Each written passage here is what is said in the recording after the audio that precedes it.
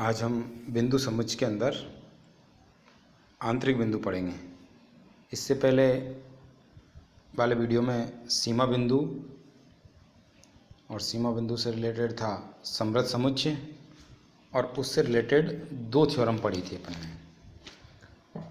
सीमा बिंदु के बाद जो नेक्स्ट टॉपिक है वो है इंटीरियर पॉइंट या जिसको कहते हैं आंतरिक बिंदु। सीमा बिंदु की क्या परिभाषा थी कि किसी भी समुच्चय का कोई बिंदु अल्फा उसका सीमा बिंदु कहलाता है यदि उस बिंदु अल्फा के सामीप्य में उस समुच्चय के अनंत बिंदु एग्जिस्ट करते हो, विद्यमान हो। ये था लिमिट पॉइंट। आंतरिक बिंदु में क्या होगा कि किसी समुच्चय का कोई बिंदु अल्फा आंतरिक बिंदु कहलाता है यदि अल्फा का कम से कम एक सामीप्य उस समुच्चय में विद्यमान हो।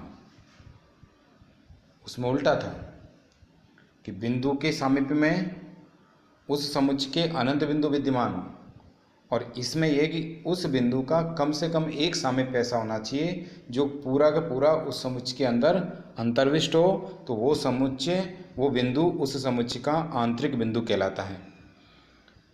जैसे अल्फ़ा बिलोंग टू एस है तो अल्फ़ा एस का आंतरिक बिंदु कब कहलाएगा?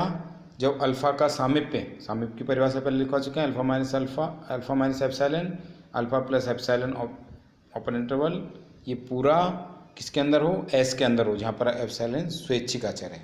तो अब दिमाग में ये रखना है कि किसी भी बिंदु को किसी समुच्चय का अगर आंतरिक बिंदु सिद्ध करना है तो ये सिद्ध करके बताना है कि उस बिंदु का सामीप्य उस समुच्चय के अंदर विद्यमान होना चाहिए। इससे रिलेटेड एक डेफिनेशन है समुच्चय का अभ्यंतर। तो समुच्चय का अभ्यंतर का मतलब है किसी समुच्चय एस के सभी आंतरिक बिंदुओं का जो समुच्चय होता है वो समुच्चय का अभ्यंतर कहलाता है। विवर्त समुच्चय की क्या परिभाषा हो जाएगी? जैसे समृद्ध समुच्चय की परिभाषा थी वही विवर्त समुच्चय की परिभाषा। समृद्ध समुच्चय की क्या परिभाषा थी? यदि किसी समुच्चय एस का प्रत्येक बिंदु सीमा बिंदु हो तो उस क्लोज सेट कहलाता था, समृद्ध समुच्चय कहलाता था। यहाँ पर उसका अलग है विवर्त समुच्चय में। यदि किसी समुच्चय एस का प्रत्येक बिंदु उसका क्या हो? आंतरिक बिंदु हो, तो वो एक विवर्त समुच्चय कहलाता है। ठीक है, तो ऐसे एक विवर्त समुच्चय कब होगा? जो for all x belong to S, मतलब एस का प्रत्येक अवयव का सामीप्य उसके अंदर एग्जिस्ट करता हो, एस में एग्जिस्ट करता हो। तो ये अपनी डेफिनेशन होगी। इससे रिलेटेड यहाँ पर भी दो थ्योरम है, एक तो यूनियन के लिए और एक इंटरसेक्शन के लिए।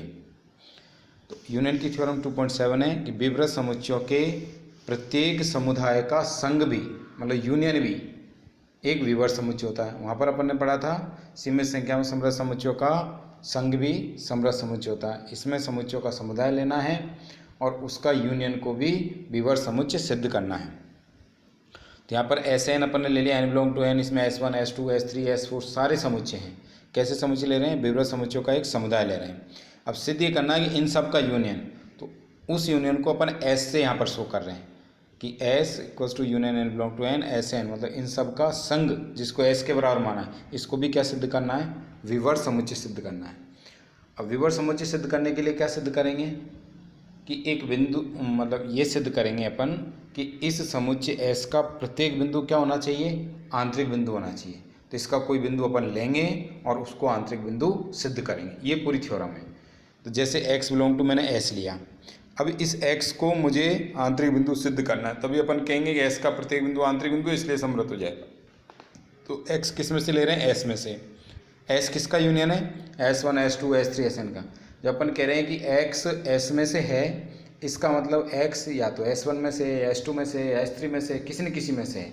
तो अपन ने मान लिया कि x बिलोंग टू Sm, और S1 S2 ये सारे कैसे हैं? विवर्त समुच्चय है। विवर्त समुच्चय है इसलिए x का सामीप्य भी किस में होगा? Sm में होगा। Sm विवर्त समुच्चय है तो इसका सामीप्य Sm के अंदर होगा। तो x माइनस एप्सिलॉन और x plus epsilon open interval Sm के अंदर है, और Sm को सबको जोड़ने पर S आता है। तो ये सारे के सारे S1 S2 S3 सारे किस में? S में। तो ये Sm भी किसके अंदर होगा? S के अंदर। इसका मतलब x माइनस एप्सिलॉन और x प्लस एप्सिलॉन जो सामीप्य है एक्स का वो किसके अंदर आ गया, एस के अंदर। तो एक्स अपन ने एस में से लिया और उसके सामीप्य को एस में प्रूव कर दिया। इसका मतलब एक्स क्या हो गया, आंतरिक बिंदु हो गया। इसका मतलब समुच्चय एस का प्रत्येक बिंदु आंतरिक बिंदु है, इसलिए एस भी क्या हो गया, एक विवर्त समुच्चय हो गया। बिल्कुल सिंपल थ्योरम में ये समझ में आना चाहिए कि आंतरिक बिंदु के लिए या विवर्त समुच्चय सिद्ध करने के लिए क्या प्रूव करना है। इसके आगे दूसरी थ्योरम इंटरसेक्शन की है कि किसी परिमित संख्या में विवर्त समुच्चयों का इंटरसेक्शन या सर्वनिष्ठ भी एक विवर्त समुच्चय होता है। तो यहाँ पर भी अपन जैसे लिमिटेड में ले रहे हैं तो S I equals to 1 to n, n संख्या में मान लिया विवर्त समुच्चयों का समुच्चय है, परिमित समुदाय है। सिद्ध ये करना है इनका इंटरसेक्शन, तो इसके इंटरसेक्शन और लिमिट हो जाएगी आई इक्वल्स टू 1 to n, क्योंकि परिमित दे रखा है, इसको एस के बराबर मान लिया। प्रोसीजर वो का वही है, एस को विवर्त समुच्चय सिद्ध करना है तो एस में से एक अवयव लेंगे और उसको इंटीरियर पॉइंट सिद्ध करेंगे। तो एक्स बिलोंग टू एस लिया, एक्स अगर एस में से एस क्या है, सबका कॉमन जो भी इनमें से कॉमन आएगा, इसका मतलब एक्स S1 में भी, S2 में भी, S3 में भी, S में, तो एस आई मान लिया इसको कि x belong to S I है। एस आई पहले से ही क्या दिया हुआ है, विवर्त समुच्चय है। विवर्त समुच्चय इसका मतलब एक्स का जो सामीप्य है वो एप्सिलॉन आई से मान लिया इसको, x minus epsilon i, x plus epsilon किस में है, एस आई में रहेगा। अब इस तरह से एप्सिलॉन 1 एप्सिलॉन 2 सबके लिए अलग अलग स्वैच्छिक अचर मान है। एप्सिलॉन इनमें सब में से छोटा मान लिया अपन ने, तो ये माना एप्सिलॉन छोटा है। अब ये छोटा इंटरवल है x minus epsilon x plus epsilon, तो ये वाले एक्स माइनस एप्सिलॉन आई और एक्स प्लस एप्सिलॉन के सामीप्य में भी होगा, और ये किस में, एस आई में। इसका मतलब ये एक्स का सामीप्य किस में हो गया, एस आई में हो गया, और एस आई पूरा पूरा किस में है, एस में है। तो एक्स माइनस एप्सिलॉन और एक्स प्लस एप्सिलॉन भी किस में हो गया, एस के अंदर हो गया। इसका मतलब एस एक्स जो लिया था वो एस का क्या हो गया, आंतरिक बिंदु हो गया, तो एस भी एक विवर्त समुच्चय हो गया। 4 थ्योरम अपन ने पढ़ी है, 2 तो समृद्ध समुच्चय के लिए और 2 विवर्त समुच्चय के लिए।